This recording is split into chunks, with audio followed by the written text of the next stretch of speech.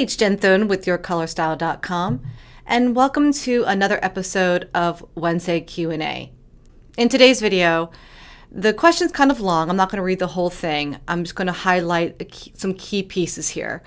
She says her natural hair is a chestnut brown, but she dyes it a cool medium brown. She believes it's probably more gray than anything else at this point.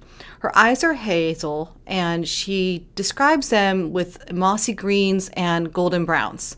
She doesn't like wearing muted colors. She already knows that she prefers the brighter colors on her. And so she says at the bottom here, my question is whether natural hair color counts for anything. Is it based on my appearance now? So if my hair is dyed cool, but I turn out to be warm, should she change her color? All right, let's take a look at her. She sent me some photos of her, and they're pretty good. Actually, they're pretty great. The lighting's really good, and I can get a pretty good picture of her. So here's my opinion. I'm going to, as I always do, talk out loud how I think about her in hopes that it will help you.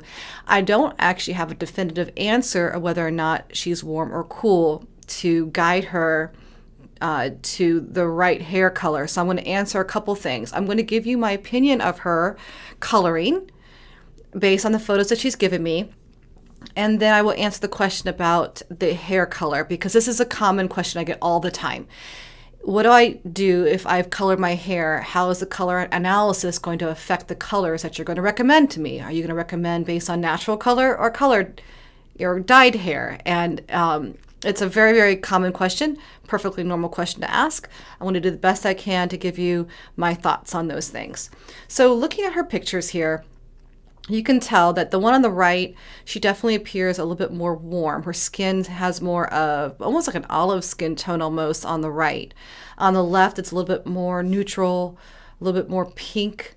And then when I look at a close-up of an image of her, and she's wearing makeup too, so it's not always clear, but I don't really see a lot of warmth in her skin. That doesn't mean she doesn't have warm undertones.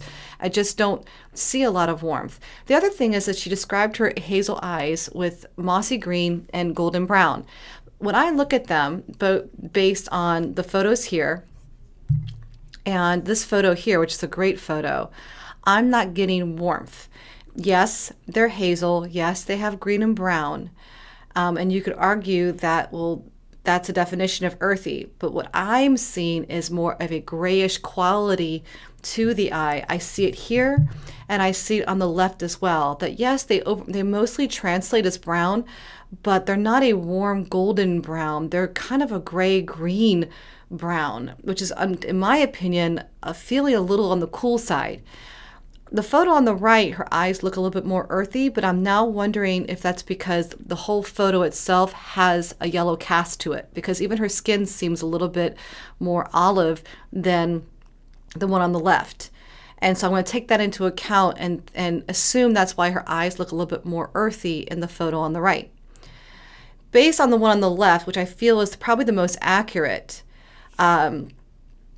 and taking into account that even though she said her hair is probably more naturally chestnut, I'm actually seeing cool undertones. I'm seeing cool. I'm seeing, and the very fact that she likes, so sorry, I'm jumping around a little bit, but I'm seeing cool undertones in her skin and her eyes. I know that hair is not necessarily natural color, but if she were to grow it out, it sounds like there'd be a lot of gray and salt and pepper in there. That also kind of leads me to believe that the overall look of her, the overall coloring of her is going to be cool. She says she likes to wear more brighter colors, and I would agree. Now, if she were warm, if I had said, oh no, I think she has warm undertones, I don't know if the same colors would work. It doesn't, the formula doesn't work for me. Like someone who has this kind of contrast and bright eyes would, and if she had warm undertones, she might be bright, warm, and medium. But someone that's bright, warm, and medium is dominantly warm. They have a lot of obvious warmth to them, and I don't see that in her at all, which also makes me lean towards being bright and cool. So with her hair the way it is right now, with the fair skin and these brighter eyes, I definitely think that she's bright and cool. Now, the other thing about her eyes is that normally when I see someone that has dark hair and more of a gray-green eye, I automatically go, oh, probably soft and cool. However, her eyes aren't soft. A definition of someone that is soft typically has eyes that are, they have a softer quality about them, and they sort of blend in with the rest of the coloring with them. Like their eyes almost kind of match their hair color in a lot of cases. She's got some interesting clarity about her eyes. There's an interesting just brightness to them. I can't articulate any better than that, which is probably why she can wear those brighter colors, and also because the contrast between her fair skin and darker hair is why she can wear those brighter colors. So I think that she's probably bright, cool, and medium, maybe even deep right now with her hair the way it is. And if she were to go lighter and let it grow out naturally, she might be more bright, cool, and medium. Can definitely wear those brighter colors and jewel tones. She had mentioned that she likes to wear silver versus gold. I can see why, because I think she has cool undertones, and silver typically looks better than gold on someone that has cool undertones. All right, so that's my assessment of her. And now when I go back to the question, does natural hair count? It absolutely counts. I have come across many individuals that have submitted to me their photos for when we do professional color analysis, and I need to know if you've colored your hair. Not because I'm not going to recommend what colors look good on you now, but it's information that I need. And if I know, for example, that your hair is completely white underneath that color, that's information that I need. Because sometimes, and often, I will receive a photo from someone that has dyed their hair red. And it's a bright red, it's a deep red, doesn't really matter. And you immediately want to assume that that person's hair color is red.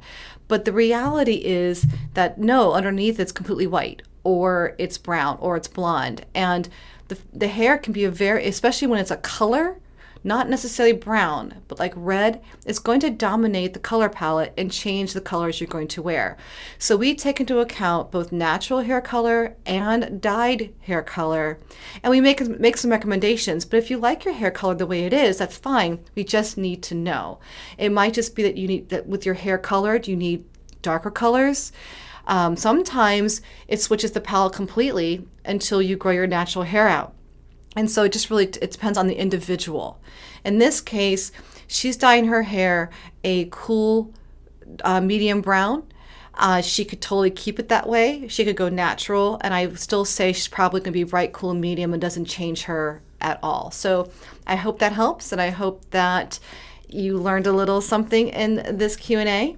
If you have a question for me that you want answered in a future video, please visit yourcolorstyle.com/askjen. And there'll be instructions there on how to submit your question to me. And if you're trying to figure out what colors flatter you best, and most importantly, to learn what colors to avoid that drain you or overpower you, take the quiz out on yourcolorstyle.com/quiz. It's absolutely free, and it'll walk you through step by step on how you can figure out what types of colors are going to make you shine. I'm Jen Thoden, and thanks for watching.